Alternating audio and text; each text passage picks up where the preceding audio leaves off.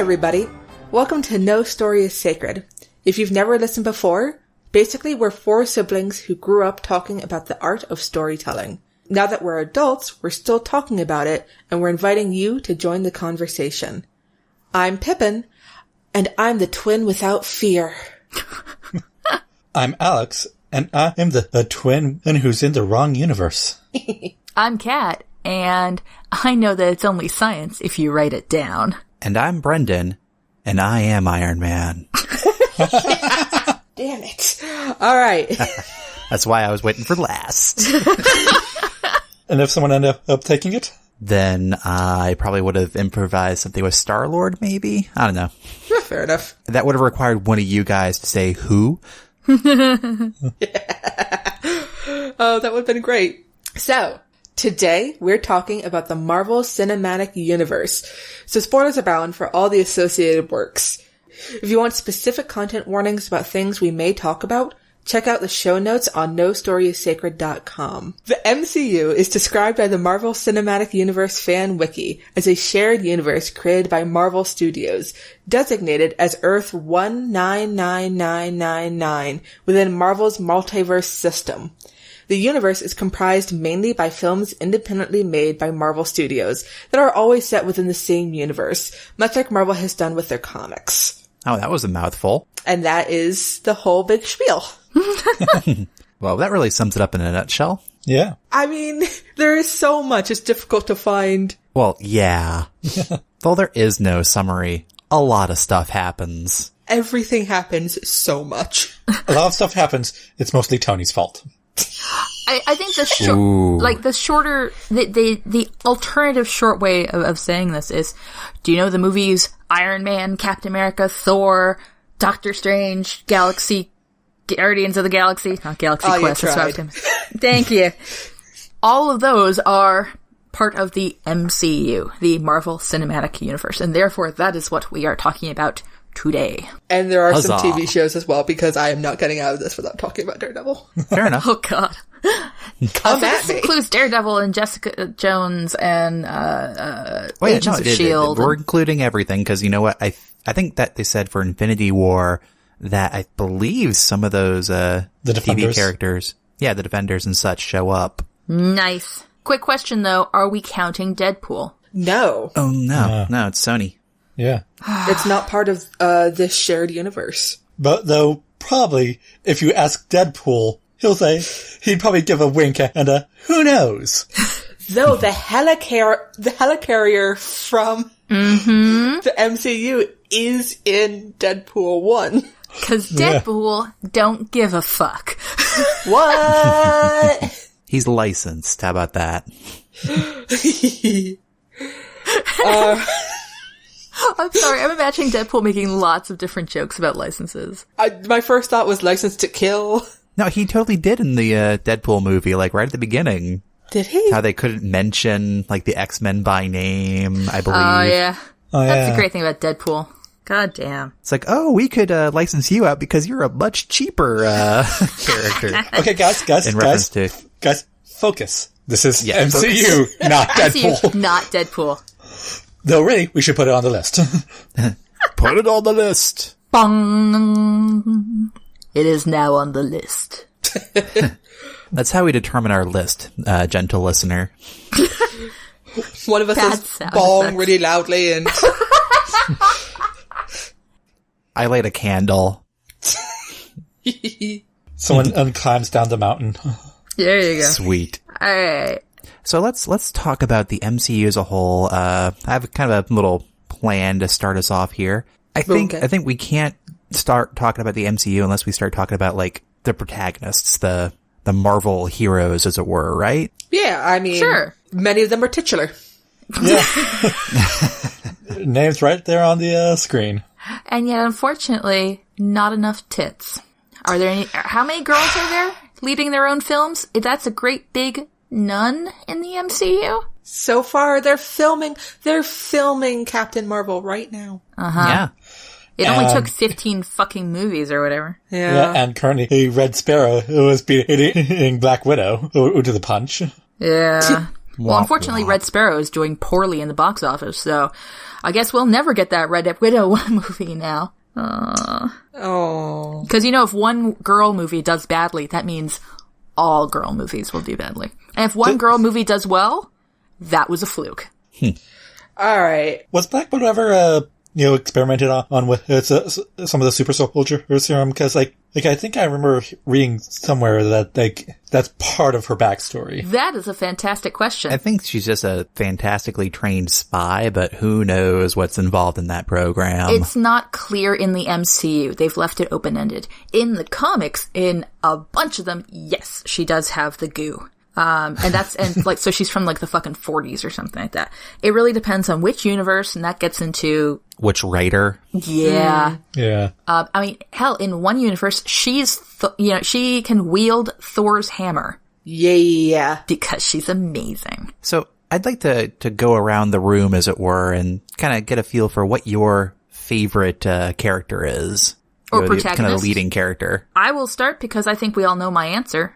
My absolute favorite protagonist is going to be Steve Rogers, Captain America. I think that prior to the films, I thought it was really dopey. Yay, my power is nationalism. But the films, he was nuanced. He was an asshole. And he used his little asshole powers to try to beat up people. I appreciated that. And then reading a lot of, and then I got to learn more about the character and finding out more about his backstory. And I realized, no, he's better than nationalism. He's like the Mr. Rogers. Mr. Rogers. Of superheroes. You want to be the kind of guy that, Steve Rogers thinks is cool. He doesn't have an alliterative name. He does not. He doesn't. Good for him. Well, neither does Tony, but that's, what about his, nomad phase? Do you think? I don't actually know a lot about his nomad phase, but I appreciate why he did it. He thought America was being stupid as fuck. He's like, why the fuck should I have this, why should I be calling myself Captain America if America's dumb? So he left. He's like, fuck y'all, I'm out. Because he believes that America should be dealing with the ideals that, it's theoretically supposed to be going for. Captain America is better than America. I stand by that. Okay. So, Pippin. Who's your favorite? Oh, no. So, the reason I wanted to make sure we included the TV shows into the MCU is one, because technically they are a part of it. They don't go reference it a whole ton, but they do make references to the movies. Mm-hmm. Also because Daredevil is my favorite. Why is Daredevil your favorite? He's depressed. He's a depressed Catholic with poor decision-making skills. I was always doomed to love him. And you can sit there in the trash with them. He's your wonderful trash baby. Oh. He throws himself into the trash. It's so convenient. Oh, poor Matt. See, I love the theory, I love the whole, I don't know if they've ever actually crossed over in the comics, but I love the idea that, Clint Barton, Hawkeye, and Daredevil have shown up in the same dumpsters. Because, of course, Daredevil is blind, and Hawkeye is, in the comics anyway, deaf. So, gotta get these idiots together. And they're both working on, sort of the smaller scale. Daredevil's, working the streets. There's this great, listen, I read a lot of fanfic. Anyway, there's this great tweet, right? That says that the Guardians of the Galaxy are guarding the galaxy. The Avengers, are protecting the Earth. Spider-Man is watching over New York City, and Daredevil is micromanaging the shit out of a couple of blocks of Manhattan. And it's true. Yeah. Oh, man. That's beautiful. He is a vigilante and a lawyer, and he is kind of a shitty friend. And he's the worst at being in disguise. He is. but he loves so fiercely, even if he's not great at it, and he in the comics canonically has depression. Nice. And canonically owns a sweater that says, "I'm not Daredevil." Because he's also a little shit. And I just, You just want to give him a hug. I do really want to give him a hug. And he's the sort of shit who will make visual puns because no one will ever call him on it. Because he is blind, but he has weird magic powers because of radioactive goo or something, correct? Yeah, chemicals fall into his eyes. Of course they did. Yeah, one thing led to another. He got trained by a ninja like you do. So often in Manhattan. I think in the TV show, Foggy accuses his life of being like Karate Kid, and does Matt deny it? They were very busy crying at the time.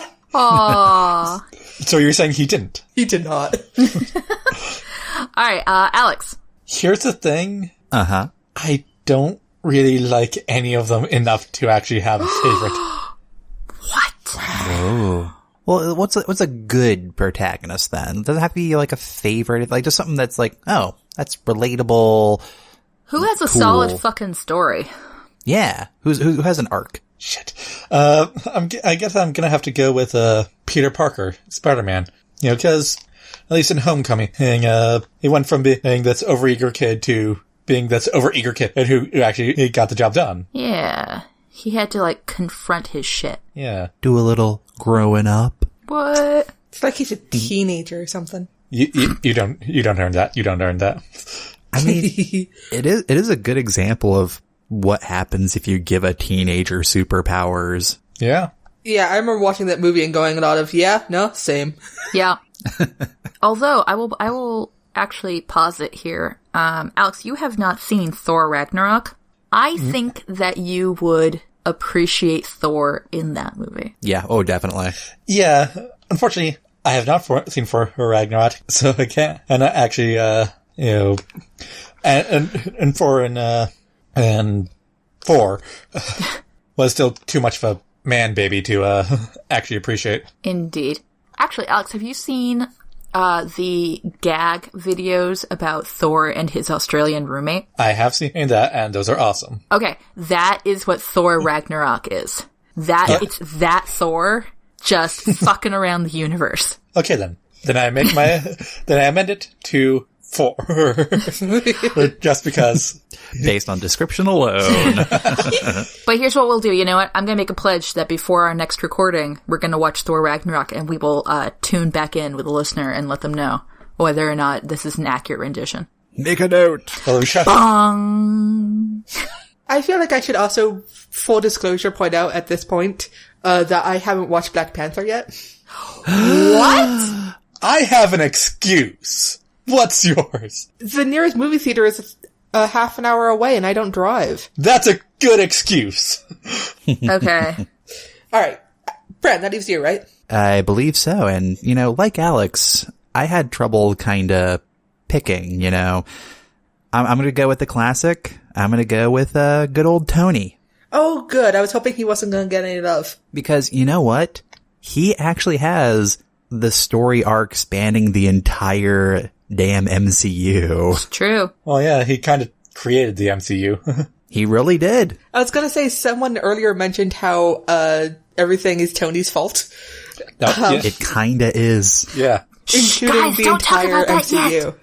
Don't talk about that yet. Shh. We'll get to it. But no, like in his own movies, there's the character arc of becoming the hero and then eventually going to the lengths of, am I a hero without the suit? That was the entire point of Iron Man 3. Debate all you want about whether or not it's actually a good movie, but at least I could appreciate the story arc that it was representing. I'm one of those weirdos who actually, my favorite one is Iron Man 2. Really? Yes. Really? The Atlas Shrugged with his powers with super suits? It is entirely character based. The whole fucking thing is all about him dealing with, his dad and dealing with the fact that he thinks he's going to die and how he reacts to everybody around him because of that. I will say I wish that they kept Sam Rockwell's, was it Arnie Hammer? Yeah. No, not Arnie. I don't think it's Arnie Hammer. No, Arnie Hammer, I think, is an actor. Oh, okay. Okay. I wish they kept Sam Rockwell's, what's his name? Hammer. Hammer. Yeah, he was just awesome. because he was kind of like the anti-Tony Stark. That's why, and he's in, oh my god, that's why he's so important. In Iron Man 2, we get to see what Tony is seeing, what he could be. Every one of those movies is... Justin, thank you. Every one of those movies is Tony fighting himself. And the first one is him fighting, like, his legacy? Past? Well, him fighting the fact that he does supply weapons, and that's, like, the whole thing. That's why it's Warmonger, where the fuck the name was. Or yeah. Ironmonger. Yeah. The second one is Sleaze Tony. Like, Hammer is the gross version of Tony. You know, willing to sell out and is just, ugh. And then the third one is Tony and his science. And whether or not he's willing to become... he's not integrated with his suit, but the villain of that one is integrated with Extremis. That's what that is. And learning, you know, what you can be separate from the thing that you have created. Okay. I have feelings. That whole thing makes me think of the man against sort of story conflicts. Man against man against nature, man against self. Man against God. Man against all that sort of thing. He is fighting himself his entire arc. Tony Stark hates himself. Yes!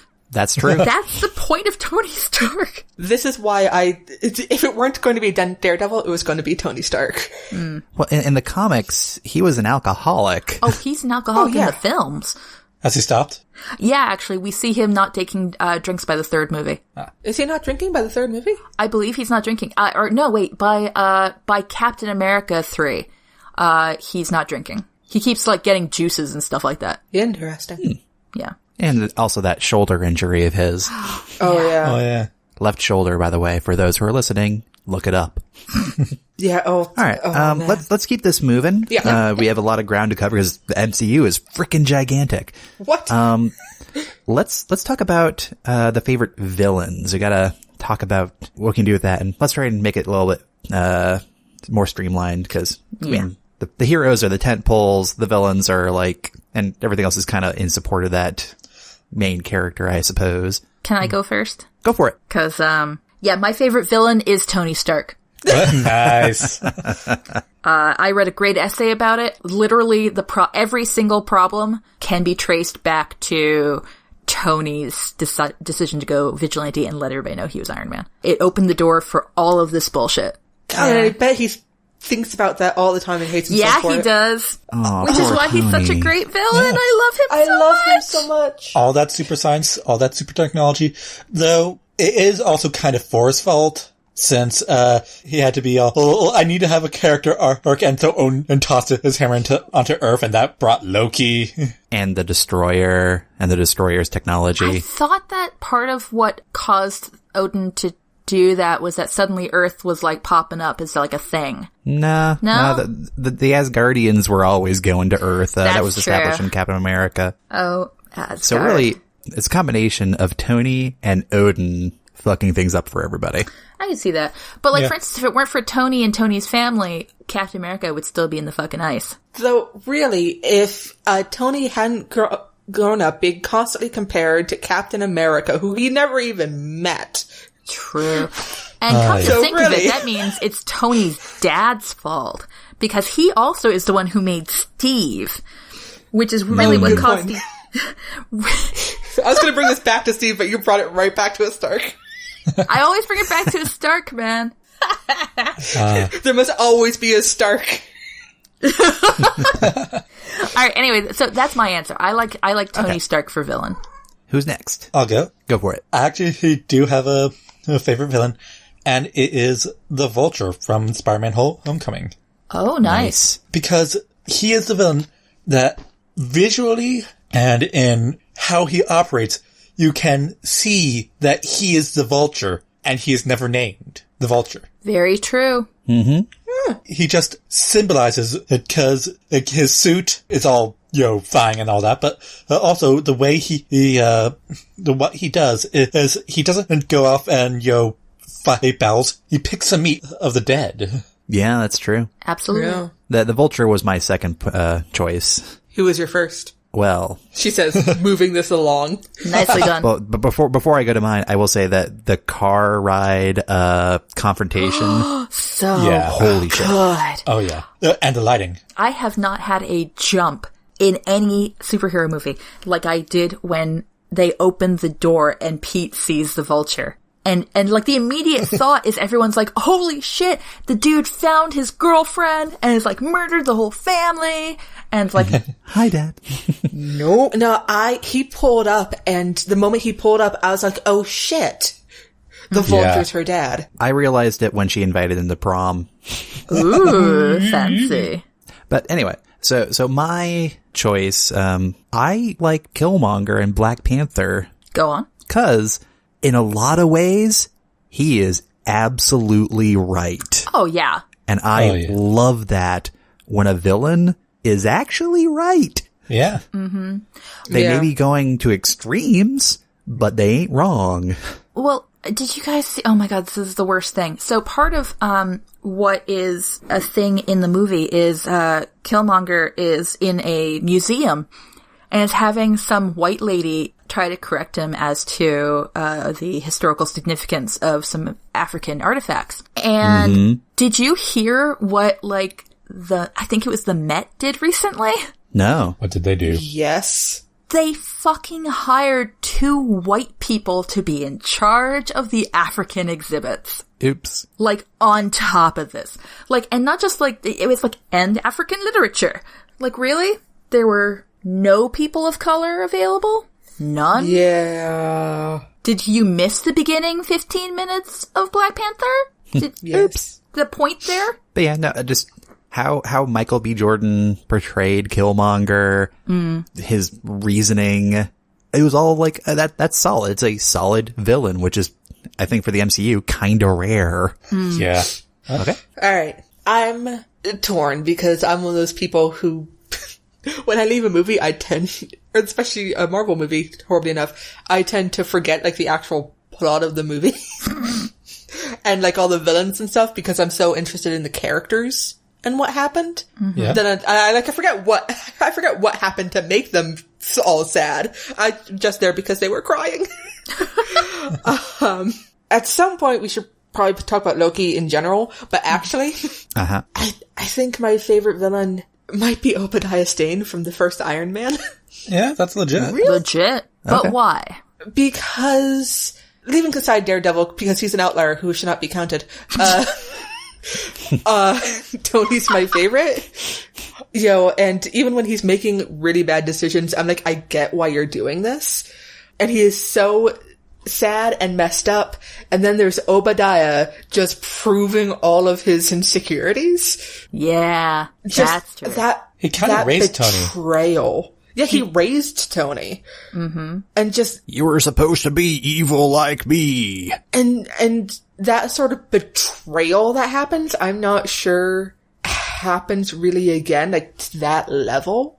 I don't know. He betrayed him on multiple levels, too. Yeah. Like, didn't just try to fucking kill him. He undermined his position in his own company. He sold weapons. He sold weapons, expressly what, Tony didn't want to do anymore. But he also, he undermined him in a lot of really pernicious ways. Yeah. Ooh, pernicious. Thank you. Getting those $10 words. Boom, boom. Also, I'm proud of us for not picking Loki. He seemed like the easy, He's not a very pick. good villain. He's a chaotic, when he's done well, he's a chaotic neutral. How is he in Ragnarok? Chaotic neutral. He's fun. he's fun. I like when he's being a true neutral. When we're talking things like, when he's like Q from Star Trek, or when he's like Discord from My Little Pony.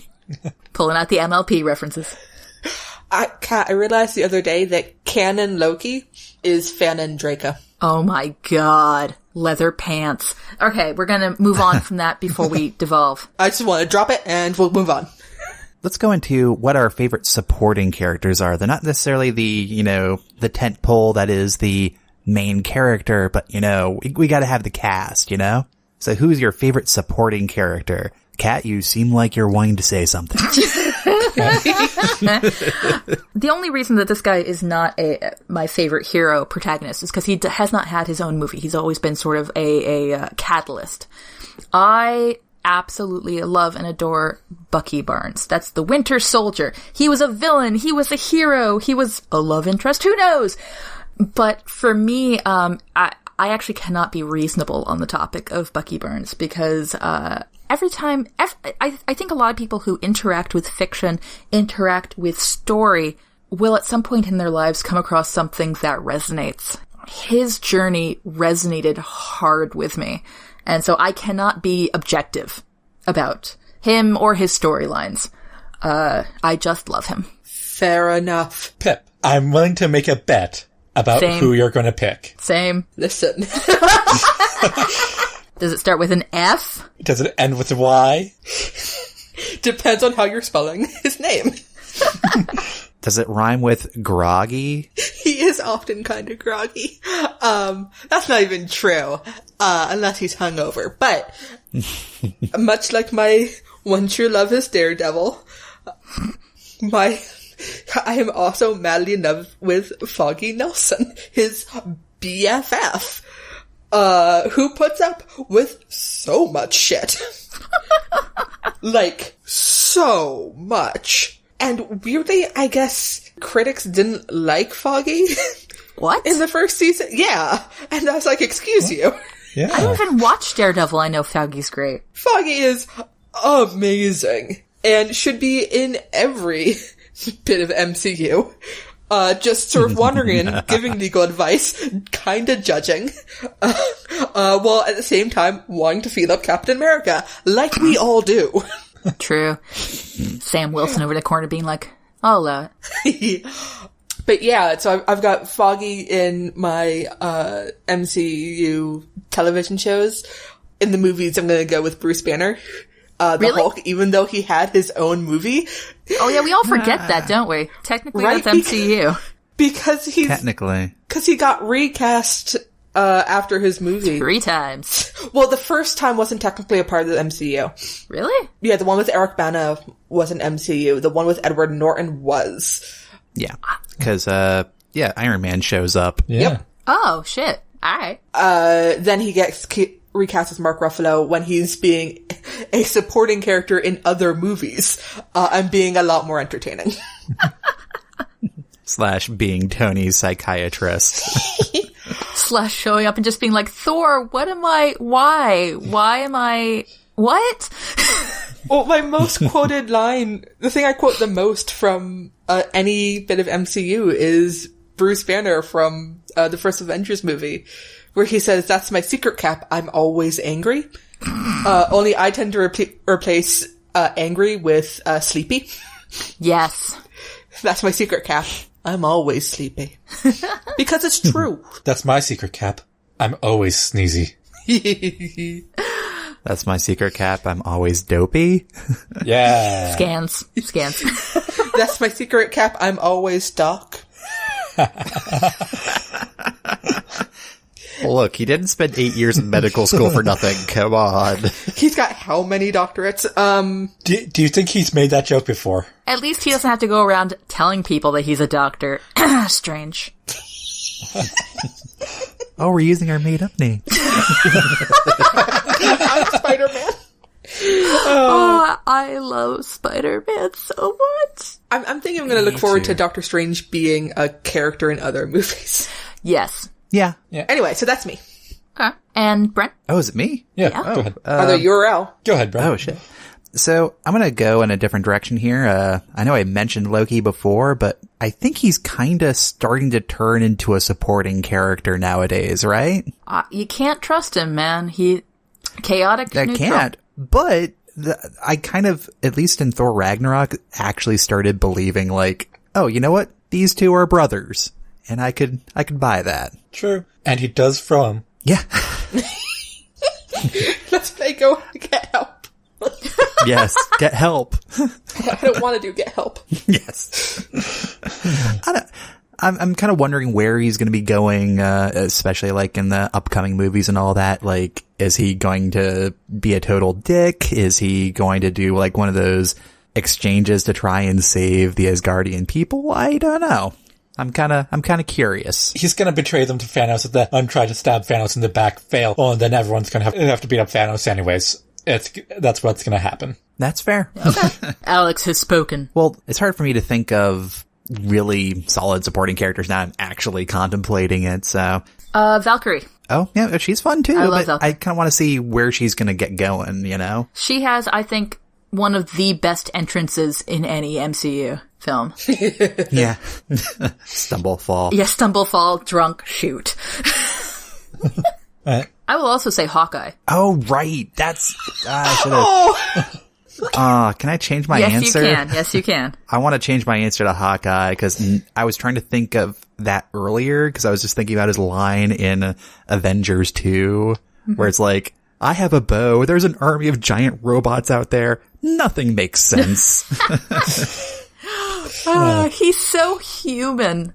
I think he's the heart, like Mati. What kind of bullshit power is heart anyway? Have you seen the Hawkeye comics, Bren? No, I haven't. What's the actual name of those? Who wrote those comics? Or Pip, do you know? You mean Hawkeye? Yeah, well, like when he owns an apartment building, and there's a guy who just calls him Hawk Guy. Oh yeah, that was David Aja did the art. Yeah, no, it was a fabulous run, and everybody in his building is pretty sure that they know that he's Hawkeye. But it's just him being really bad at running an apartment complex. Matt Fraction. There you go. Matt Fraction. And David Aja. And let's not forget the meme, Hawkeye rides the bus. But no, he's like goes around and he keeps getting into fights with like the Russian mob and getting beaten up and being a really bad landlord. He drinks coffee right from the pot. His teenage sidekick, the other Hawkeye, Kate Bishop, just makes fun of him and regularly steals his dog. I mean, okay. Somebody has to feed him. Somebody has to feed the dog. It's not going to be Hawkeye. He can barely manage to keep himself. I love how in all of the art for that, he always has like a Band-Aid on his nose or something else because he's always just broken all the time. Because he's a stupid human. Aw. I love him. Humans suck. I love him so much. He's the heart. The heart. Yeah. And in the MCU, I actually, I'm sad that he doesn't have the apartment building in the MCU, but he does have, the secret farm, which... And family. And secret farm and family, but I don't hate it. A lot of people were very upset about that, but I'm down with it. I love the idea of, Agent Barton has a farm, E-I-E-I-O. Well, also, out of all the other heroes, he just has a life outside of the crime fighting. Although I do love those jokes that there's every once in a while there's just these great jokes about what's he doing in other people's movies, and it's like he took his hearing aids out and he just played Mario Kart through the entire fall of Hydra. Stuff like that. I love that. Confession: every time I watch a Marvel movie, there's a part of my head that goes, "I wonder what Daredevil's doing right now." Probably falling into a trash can. Being angry about it. He's very angry. Did he get stabbed 2 or 3 times? Oh, 4. I mean, don't exaggerate. It was just the one time, and sure, it might have been in one of the really squishy bits, but it's fine now. All right, guys. Have we covered everybody's? Wait, I think Alex still needs to go. Oh, excellent. For me, it's a toss-up between Rocket Raccoon and Pepper Potts. But I think Pepper. I'm thinking I'm gonna have to not include Rocket because 1, he's a raccoon, and 2, he's the Guardian of the Galaxy. His name's in the title. Fair. Yeah, he's part of the main ensemble. Yeah. Oh, Pepper. Yeah, Pepper. She fucking runs Stark Industries. He's now. Yeah, and she's the one who finished off what's his name in the third movie? Mm-hmm. The Mandarin. She, honestly, is a living example of why you do not fuck with the administrative assistants. Yeah. Right there. Yeah. Right there. So are you saying that administrative assistants can breathe fire? I'm sorry, are you saying I can't? Yes. Fair enough. You can't prove nothing. Rhetorical fire. Right. Okay. And that's it. Nothing too deep. I do love Pepper. All right. And then to wrap up our MCU in review segment, what is your favorite plot, storyline, what have you? Captain America Winter Soldier. No. Ooh. Captain America Winter Soldier. The movie is literally Steve Rogers, Bucky Barnes. It's entirely a movie about them. I can't. A love that could not be denied. And Sam Wilson's in it. And so we have, if you count comics in it as well, we have all 3 Captain Americas in one movie. The movie starts with Steve Rogers hitting on Sam Wilson hard. I mean... On your left. Oh, yeah. Boing, boing, boing. I mean, and it has poor tortured Bucky. The directors literally wanted to to call to mind the torture scene from Star Wars with Han Solo, where he gets frozen in carbonite. But they're like, but we found one way to improve it, which is that we took off his shirt. Actually, the carbonite wasn't the torture process. That happened before the carbonite freezing in Darth Vader's little torture room there. I'm sorry, but was he shirtless? They didn't even ask any questions. Though he did get tortured in Cloud City. Well, yeah. Anyway, a different room. I want you to know that I imagined you pushing up glasses that you don't even have. But it also had fantastic action sequences. It really showed the physicality and the brutality of these metahumans and what it is to fight. And it just had fantastic pacing.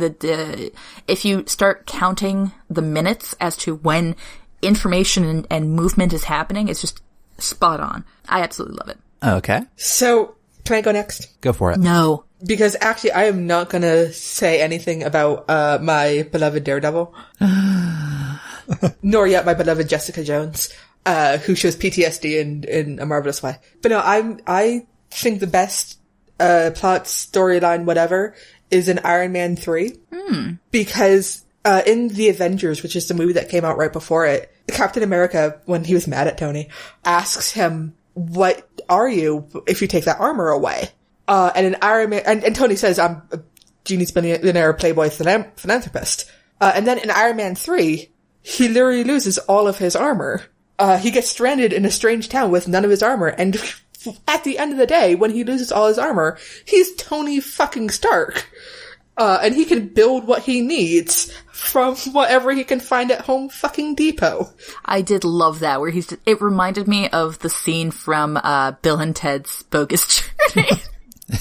Where they build the robot. But, it's sort of this culmination of everything that Iron Man is, even though he goes on to fuck it up more later. Cause he's a ball of issues. Yup. Okay. And just who he is. He's not Iron Man. He is Tony Stark. He's the man who made Iron Man. Which is, that's fucking impressive. And he needs to understand that. Yeah. For me, just sliding right into my turn.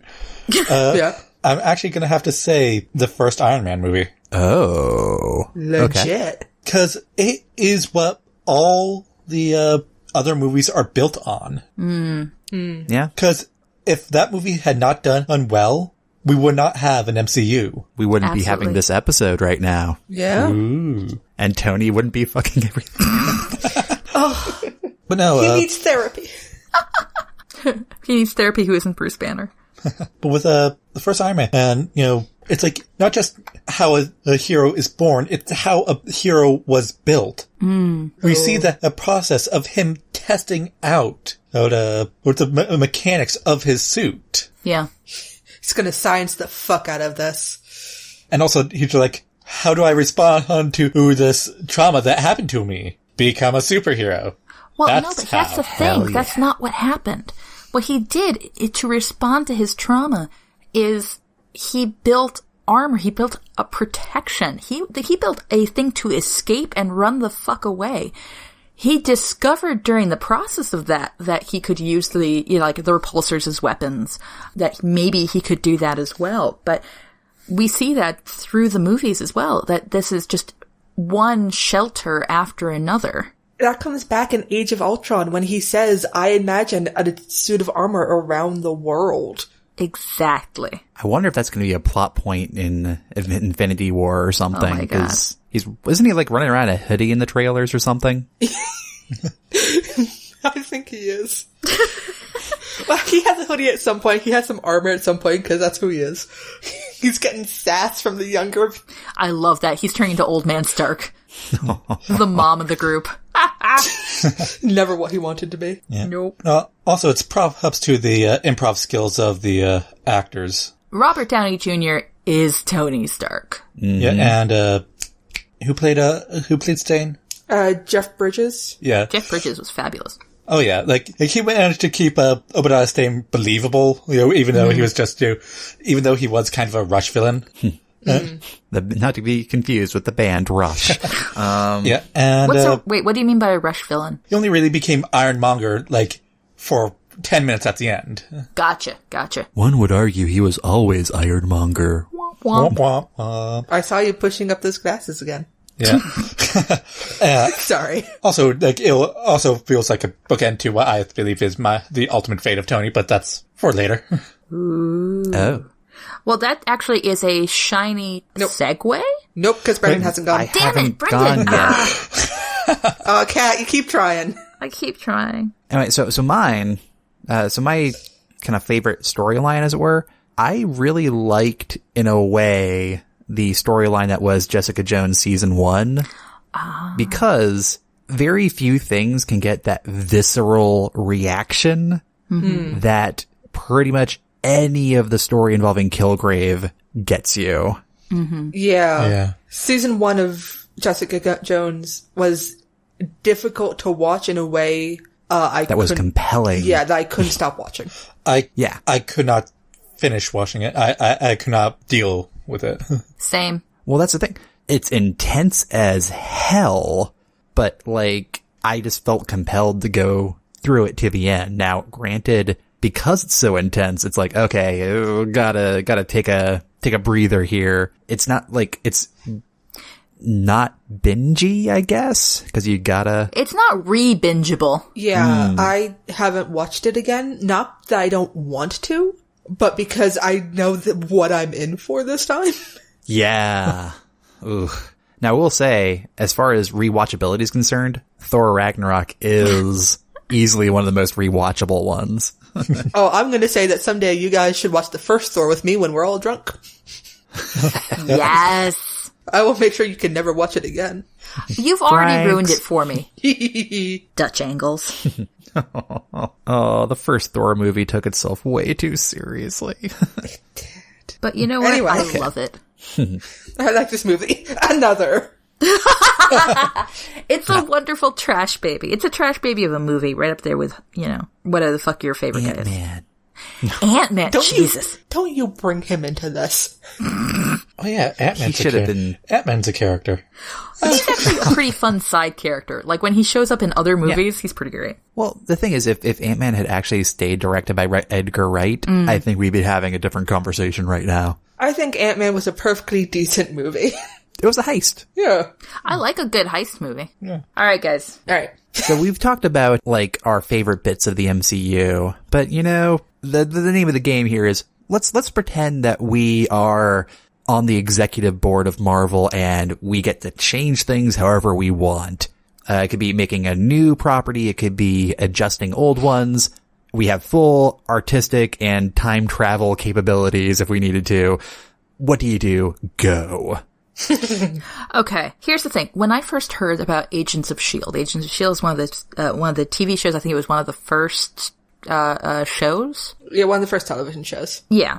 I initially thought it was going to be like the Parks and Rec of the MCU. I thought there was going to be talking heads. I thought it was going to be from that point of view. And I was really into that idea.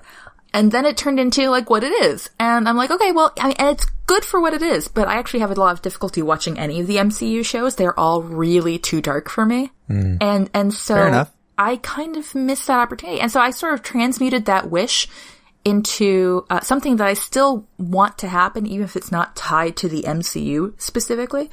But I would love a single camera comedy set in what is essentially Avengers Mansion or Avengers Tower or wherever, with all of these superheroes trying to live together, with the metahumans and the superhumans and the regular humans, and coming across, the regular everydayness of living these lives in public, while at the same time maybe there's a villain, there's like a thing going on in the background.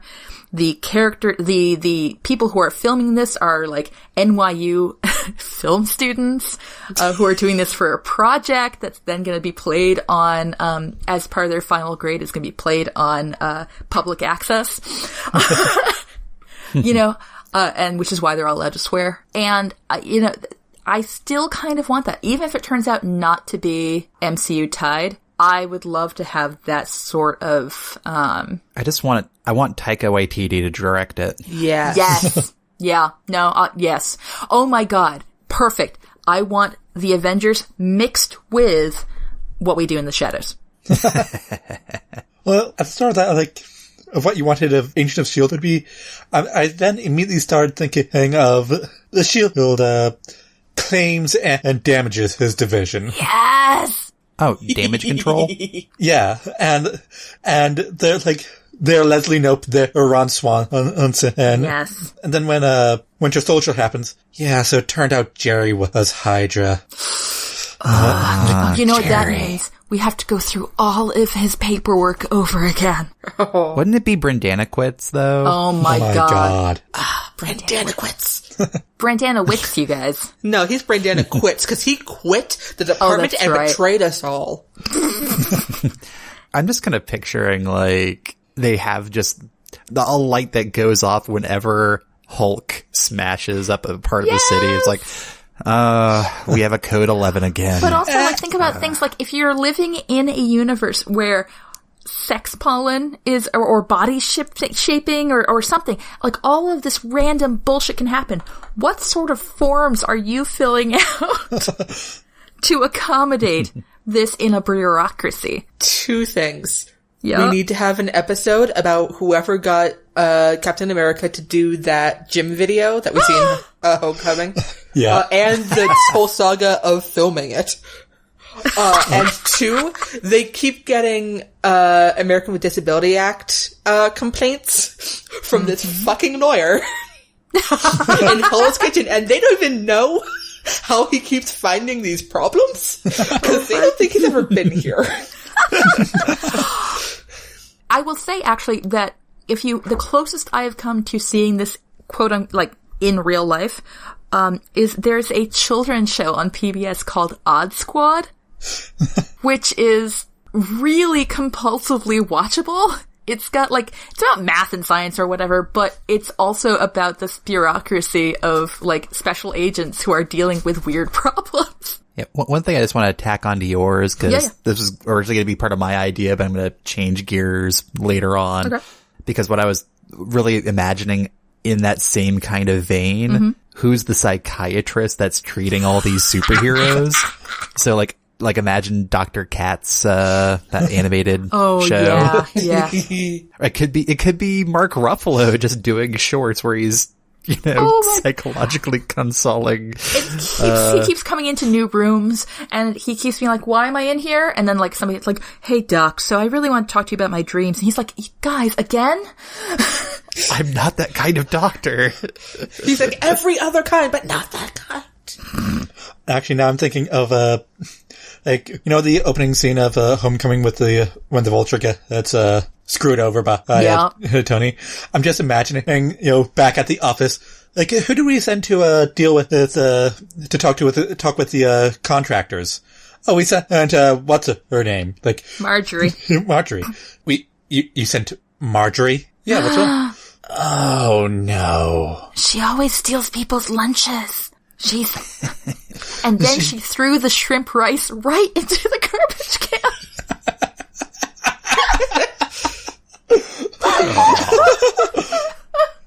That was a fucking roller coaster. So Cats changes more or less Parks and Rec meets the MCU. Domestic Avengers, man. That's what I want. You know that I think Netflix can fund it.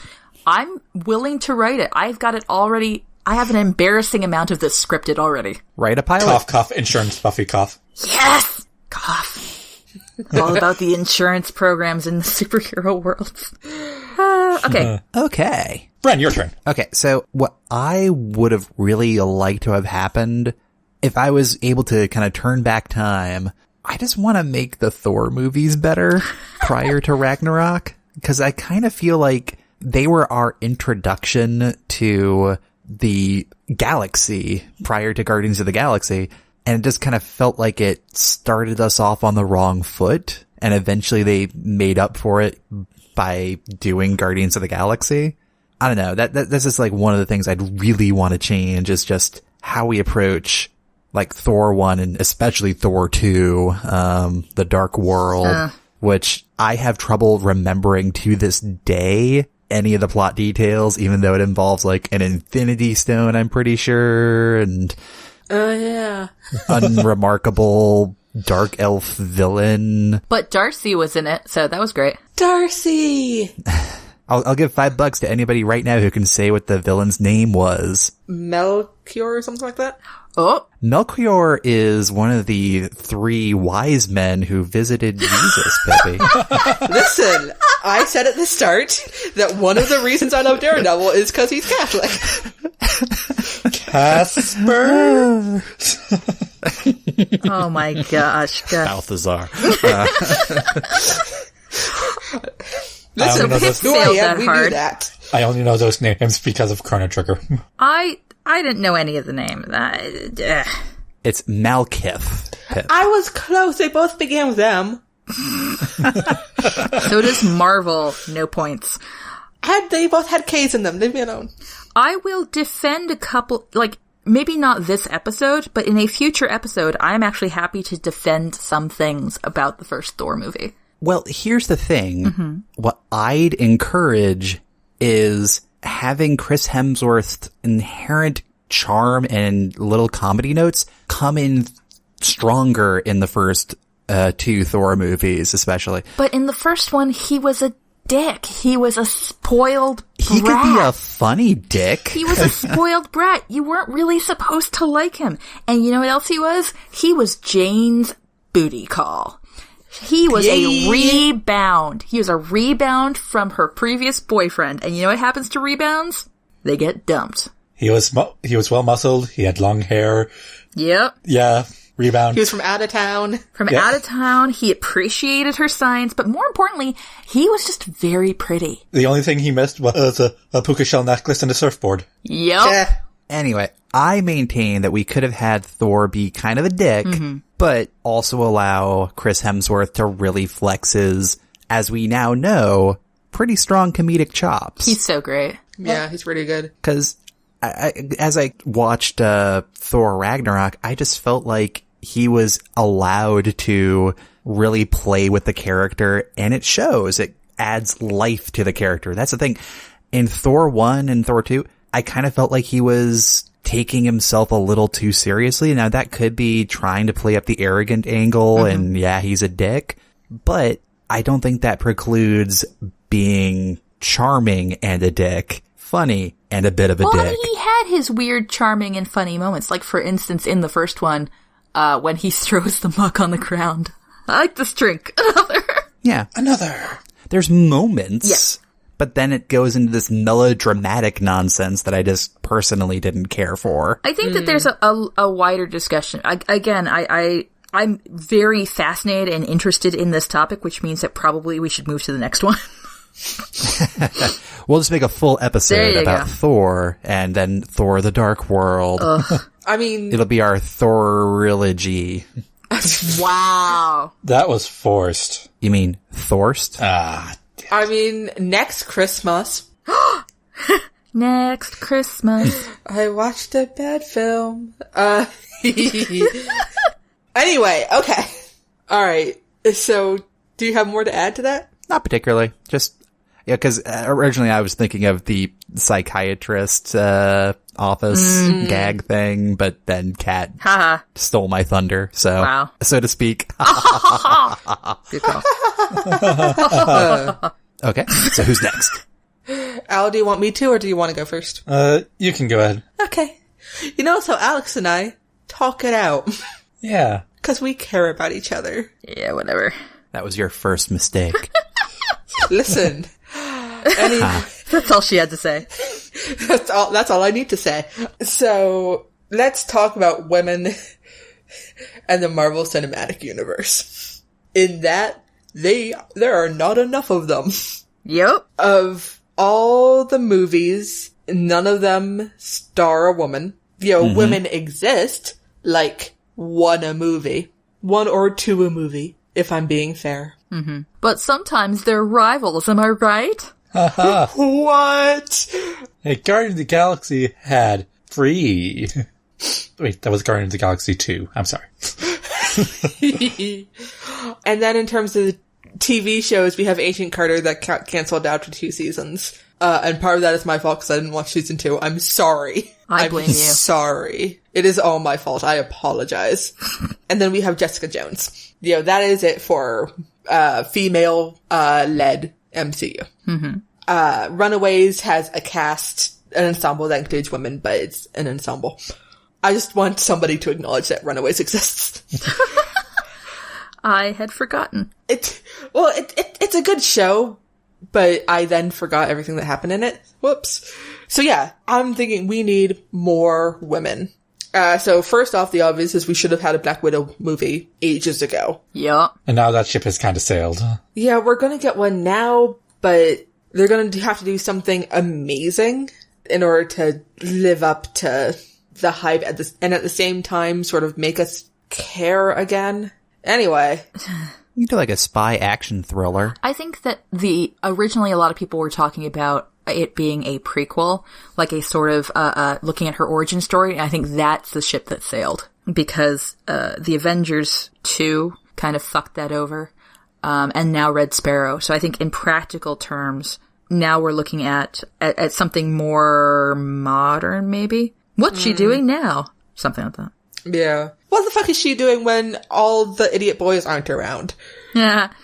Or she and Hawkeye, which I realize is, again, a buddy movie instead of a single one. But I would also watch her and Hawkeye. Have we had this is a sidebar here, but have we had a MCU buddy cop movie yet? No, and we should have one. Yeah. We totally should have one. Basically, pick a genre, the MCU should have at least one representative. Well, we're getting the horror movie one, which I'm very excited about. Are we? What's the horror movie? Yeah, we are. It's a bunch of young mutants, but they're not calling it, they're like young gifted or whatever the fuck they're calling them. Oh, yeah, that. In an asylum. Whoops. Oh, I don't like that. No, you should not watch the trailer. It's great. I don't like that at all. Spooky shit starts happening. Some people are psychic. Womp womp. Did something bad used to happen in this asylum? Why are they all being kept there? What's with all the cameras? Why are we still talking about this? So anyway, and we're going to get a Captain Marvel movie that's going to be set in the 90s. Nice. So I was thinking to myself, okay, we're going to get, or should have already gotten, 2 women. What else can we do? Mm-hmm. And I'm thinking to myself, are there plans for Squirrel Girl? I just remembered that there's going to be there's either a cartoon or live action television show. Nice. Yep. 'Cause who doesn't love the unbeatable Squirrel Girl? Bad people, that's who. She beats up the entire Marvel universe. Yep. So yeah, we're gonna get Beatable Squirrel Girl, which saves me from having to talk about it.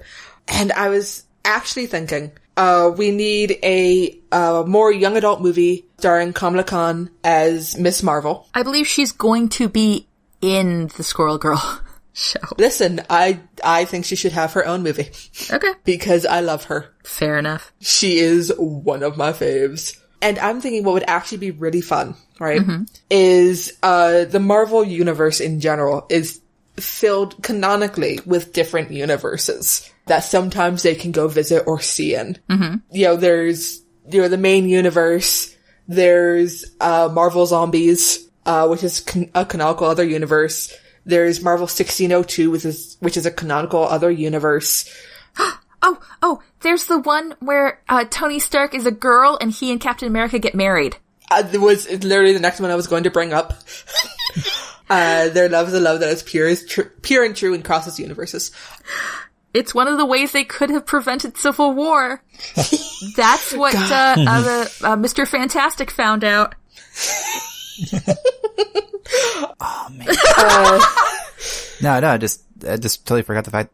Fantastic Four, jeez. Oh shit! Technically not a part of the Marvel Cinematic Universe, and also, I hate Mr. Fantastic so much. If he was allowed to be in the MCU, it wouldn't be Tony's fault. It would be fucking. It would be fucking Reed Richards' fault. It would be Reed Richards' fault, and Tony Stark would be in the background going, "What are you? Why are you doing this?" Reed Richards is one of my favorite assholes. I'm sorry, he's so great to blame things on. But yes, and technically the Marvel Cinematic Universe is another canonical universe. It was, as mentioned earlier, it's Earth 199999. Mm-hmm. Because they all have, like, numbers. I think the main one right now is Earth 616 or something. I love 616. And this is why there's both, Hawkeye with a farm is technically comic book canon, while Hawkeye with his trash apartment building is also comic book canon, even though they can't really be in the same. Anyway. Says you. Says me, and what do I know? I'm sure that there are other people listening going, what are you doing? Why are you talking about this like this? You're so wrong. And you can tweet us and let us know. But no, what I'm thinking would be really fun is actually maybe a Marvel Netflix series based around Spider-Gwen, which is an alternate universe wherein Gwen Stacy got bit by the spider. And not Peter Parker. And Peter Parker is the one who dies a tragic death. I think he wanted to be a hero like Spider-Woman, and so experimented on himself with chemicals, got kind of lizardy, and tragically died. And everyone thinks that Spider-Woman killed him. That's rough. It's a whole big thing. But it's full of puns about other universes. Marvel universes. I think there's a coffee shop named after Bucky. Captain America is a black woman. Nice! And my beloved Matt Murdock is works for the Kingpin and is an assassin and is actually evil. Gwen Stacy calls him Matt Murderdock. He has a red business card. His phone number includes 666, and he has the text better the devil you know. So he has an apartment in Mount Kisco, New York? Ooh. Wow. Westchester burn right there. So, yeah, and sometimes when I think about it, I'm like, is Matt happier when he's evil? Cause he seems just genuinely happier in that universe. But no, I think it'd be fun to have that show as well as a different universe. And then maybe we can have, depending on availability, similar or same actors from the MCU playing these other versions. That would be cool. And then of course you get crossover events, which are my favorite things ever. I hear that Infinity War is the most ambitious crossover in history.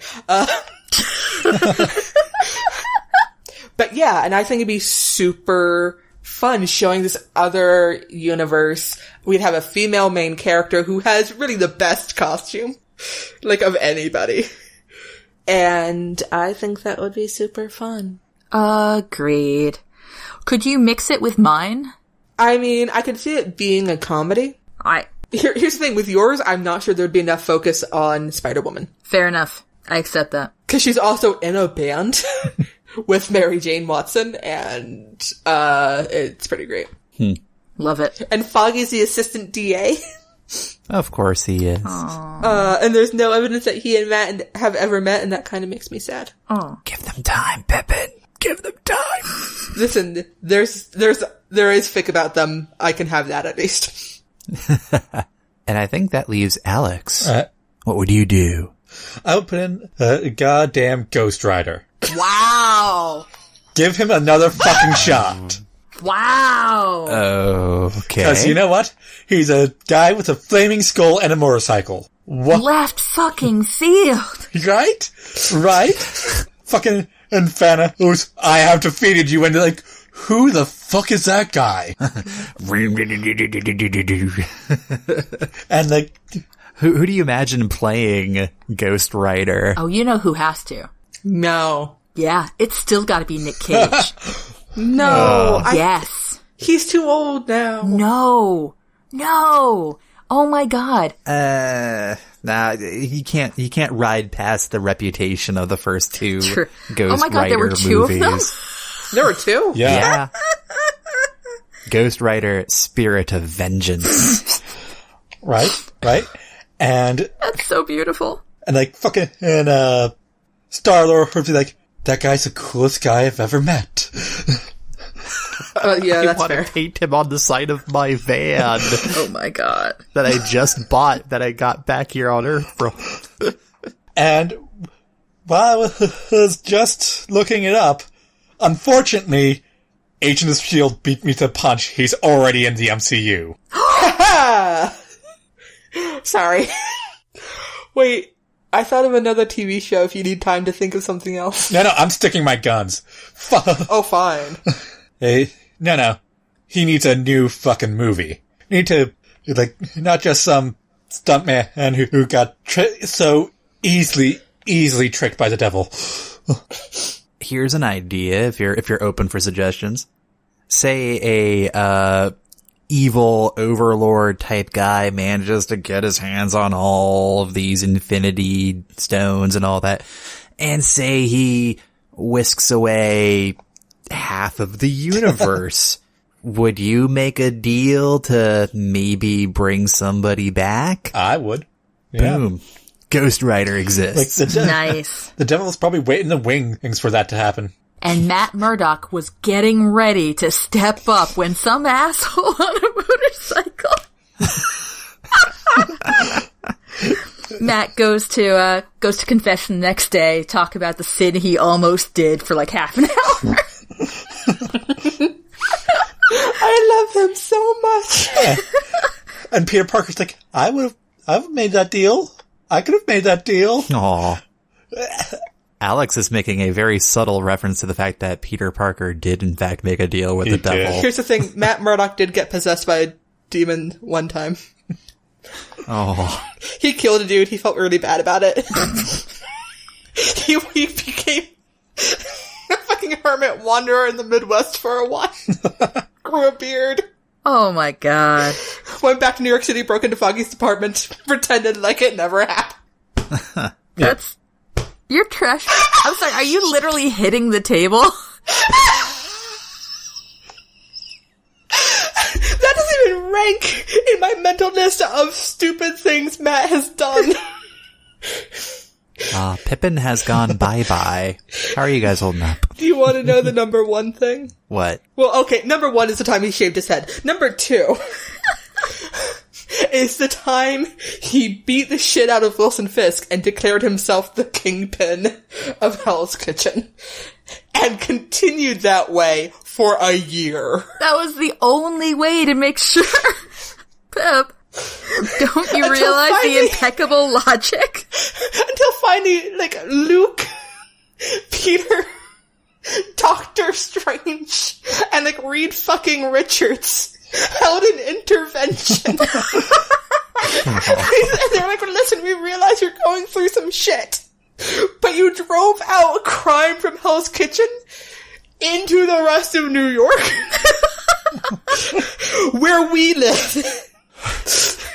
Please stop. Oh. And Doctor Strange was the one who was like, when was the last time you talked to someone, like, even your priest? And Matt was all like, since Karen died. Spoiler alert, she's dead in the comics. Wow. And I was like, like 2 years earlier. She's drowning. Pip's gone. So Al, any other thoughts about Ghost Rider? Now that we've lost Pip. Yeah, just because the Agents of S.H.I.E.L.D. beat me to the punch, like, by a few years, I could see how they try to make it like a quote unquote realistic approach. Like he could just be like some dude coping with like the extremist thing. Mm-hmm. Maybe. But, flaming motorcycle, all that jazz. Yeah. Ghost Rider. I was not expecting Ghost Rider that was of all things that was beautiful. to show up tonight. Yeah, it was pretty good. Yeah, that's why I chose it. Fair enough. All right. So, for the next bit, because essentially this entire episode we've been playing a game with the MCU, we're going to switch it up a little bit. And instead of having it be a quote unquote game, we're going to do a segment that we just made up on the spot called The Oracle at Sci-Fi. Haha. And we're going to try and just, speculate what's going to happen in Avengers Infinity War. Do you mind if I kind of start us off with just one speculation? Sure, I say we should do one each. Yeah. Just a rapid fire type shit. My speculation is that the end of the movie is going to end with the snap. What's the How do snap? you mean? Oh, you don't know about the snap? It's a, I don't know, famous panel when it comes to this whole entire story arc in the comics. Thanos kind of succeeds. He gets the gems and in the comics snaps his fingers with a glove, which is impressive. And half of all life in the universe goes bye-bye. Oh no, I am so stressed out right now. And I'm saying that is end of the movie. Snap, done. Oh shit, because it's a credits. two-parter. Oh. Yeah. Motherfucker. And they need to clear the roster for the next... Mm-hmm. Oh no, oh no. Well, also, particularly since Chris Evans has confirmed that the part 2 for Infinity War is his last one. Has he confirmed that? Yeah, he's like, no. He's confirmed it. He doesn't have the contract anymore. Like that, he's done. He's out. Huh. Good for him. So yeah, that's the quickie I have to start us off with. I mean, to be fair, jumping off that, as sad as it makes me, I didn't think Captain America was going to make it. No. One, because even if Chris Evans hadn't confirmed it, I know it's been talked about a lot. And as you mentioned earlier, there are 2 other Captain Americas waiting in the wings. Yeah, there are. Do you think Bucky is going to pick up the shield? Well, Sebastian Stan has a longer contract waiting. Sebastian Stan has like 14 fucking movies or something like that. Sebastian Stan saw what side the bread was buttered. And God bless him for it. But I will say I will also be rooting for Sam Wilson. I also want Sam Wilson to be Captain America. I want them to share them. But yeah, I don't think Cap is going to make it. And I'm also not sure my beloved Tony Stark is going to make it. Oh no, he's had a Vulture on him since, I was going to say the Iron Man 3, but yeah. Although I will say, because Robert Downey Jr. tends to show up in everything anyway, they can keep him around even if he's officially dead by flashbacks. The previously... What? Flashbacks. Even better, you may recall from the first Avengers movie, he pretended to be the life double or whatever, his answering machine. It's a trick from the comics, where it's just a hologram or whatever, but it's got artificial intelligence behind it. I say he could still pop up as one of those, even though he's officially dead. To give advice to Spidey or something. I'm thinking he's going to be alive, if only because he'll just, keep on, I wouldn't say suffering, because that sounds terrible to say to a character, but... If he doesn't make it, who else is going to feel guilty about this whole thing? And who else is going to mess everything up all the time? What will happen to my favorite villain? Is it going to be Thor's fault? Look at him, he's a puppy. No, it's going to be Peter's fault. He screws up spectacularly. I think Peter's going to be one of the ones that disappears. Oh, no, we just got just him. To add the angst. We just got him. Yeah, he'll come back. No, actually, because you mentioned the panel, he does have a reaction panel to that. And with his spider sense just going haywire, and he doesn't know, and at first he doesn't notice why that is, and then he's like, has the street always been that empty? Did he hear a thousand voices cry out and then suddenly go silent? Quick question, guys. Who owns the X-Men now? I think Sony still does. Damn it. Yeah. I think Marvel was able to get Spider-Man back under special contract negotiating things, but I don't think they got the X-Men back. That's too bad, because that would have been a absolutely amazing surprise. You guys have been here this entire time. Why weren't we talking about this? No, because I'm making the idea that in MCU, actually, there are no X-Men. Then they show up, because as part of this whole world-ending, like, thing, maybe there's crossover, and then suddenly there they are. Ding. Hugh Jackman just shows up out of the blue. Old man Logan. Oh, I still need to watch Logan. Same. Yeah. Oh, you guys are missing out. All right, my rapid-fire guess as to what's going to happen is very similar to what y'all said. I do think Cap's going to snuff it. Actually, I think he's going to snuff it in the first film, and I think we're going to get flashbacks in the second. Or something to that effect. The ghost of Steve showing up and telling Tony to go on without him. Something like that. We had our differences. You must take your place in the circle of Avengers, Tony. I think Ant-Man's gonna kick it, and I hate to say it, I think that Widow's gonna kick it. I think she's gonna do something heroic, and everyone's gonna be like, oh, she was a hero Ant-Man after all. can't kick it in a way that's permanent, because he's got another movie. Oh, does he? He has a movie coming out in the summer. Oh, shit. Okay, never mind. Which, that's going to be a own separate weird thing. Like, they're going to have to react to however the movie played out, unless it's, like, explicitly taking place between Infinity War and before Infinity War. I don't know. That's where it gets weird, is like, why isn't the Wasp in the Avengers? Like, in Infinity War. Shrug. Is she busy doing other shit? Is there other shit to do? There's always other shit to do. I mean, it's possible she looks at those shenanigans and goes, whatever, and goes to do something else useful. And then she goes and plays Mario Kart. Or she looks at what's going on with the Thanos stuff and is like, this is not in my wheelhouse. It's just, I do think that, and I hate this, but I do think they're going to kill off Widow. Because, God knows, she technically has an arc where she's going from questionable to hero. And a lot of people seem to think that the best way to end a hero is to end up a dead one. But doesn't she have a movie announced? I don't think she has a movie announced. Even then, it could be a prequel. Remember, we still could do an origin story with her. I kind of already said this earlier of Loki is going to betray them to Thanos, because then he's going to try to stab Thanos in the back because he's learned to care. And also, he's chaotic neutral. He'll stab any back that's around. Right? So what will happen to Loki after that? Oh, he'll get punted. It's so fucking hard. Like thrown through several walls and... Worse than that time with the Hulk. Can you kill an Asgardian? In Frost Giant? Apparently, yes. Yes, you can. Oh, that would give Thor a whole lot of angst, wouldn't it? My brother! Adopted! It's like, pokes him once real quick just to make sure. It's like, you've done it before. Oh. I remember when somebody's dad died.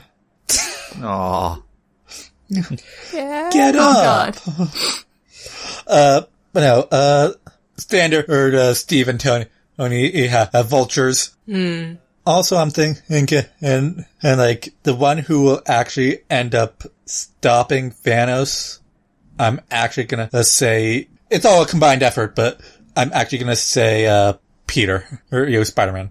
Yeah. I don't know. I'm going to call Bucky Barnes on that one, because we need to fix, he needs to be, rehabilitated. The heroic redemption. I was thinking Nebula for similar reasons. They can team up. Oh, Nebula should really great. do it, though, because she was hideously abused by him. Oh, yeah. No? Hooray! I weirdly ship Nebula and Bucky Barnes now. Actually, Yes? I think in the comics, Nebula does do something instrumental with taking down Thanos. Woo! But more fucked up stuff happens. Oh. Also, extra little tidbit of speculation. Yeah. I think the soul gem or whatever is in the meteor in Wakanda. Well, yeah. I think that's... Because that's how the flower got made. It also Boom. explains. Oh. Oh, the heart flower.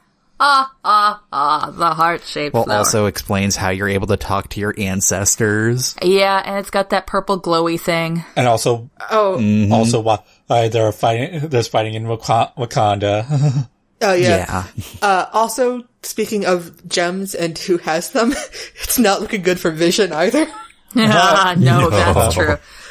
Like, I don't think he's gonna permanently die anyway, in any way, cause how is he even alive in the first place? What are the rules with him?